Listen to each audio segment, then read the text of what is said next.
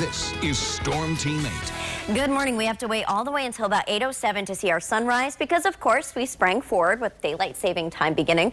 Here's a live look outside at Grand Rapids Skycam. We still have about 2 hours of cooling here, and temperatures outside in Grand Rapids are at about 28 degrees. So some of these locations like Kalamazoo and South Haven and Holland that are sitting just above freezing still have the potential to drop below freezing in the next few hours here. So what that means is areas that melted yesterday could refreeze over and create some slick spots. So just be careful out the door.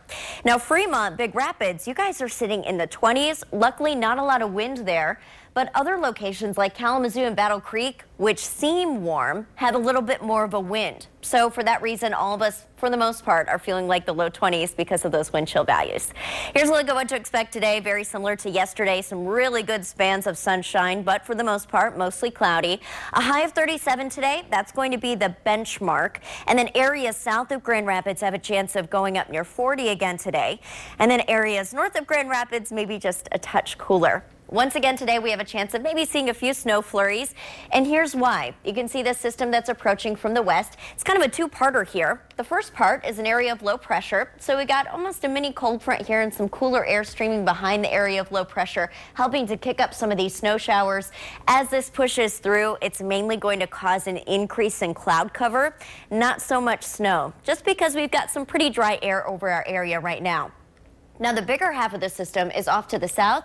This is actually produced by a jetlet, this big burst of fast winds high up in the atmosphere. Looks like this is actually going to take a dive to the south, but I wouldn't be surprised if those counties that are bordering the Indiana state line get clipped by it, or at least see some increased cloud cover by about 10 a.m. and continuing on to about 1.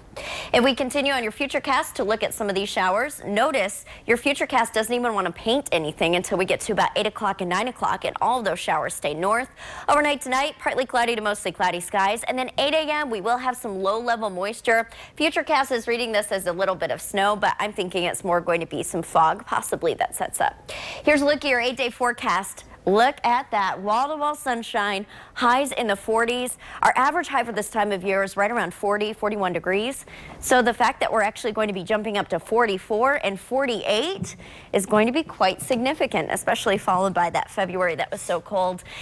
And all I have to say is, Mark, just be extra careful when you go outside today, because not only is there ice, there's really good packing snow when it starts to melt. Yesterday, it was like the perfect packing snow, and you never know who's going to grab a snowball and just and toss it your way. Could be me. I've been trying to adjust the heat in my place, because yesterday we had all the sunshine coming through the windows, and it was a little bit warmer, so I got warm. I heard people were having trouble in their car. They had to roll the windows down, so they were in their coats, but then they had the windows down. Yep.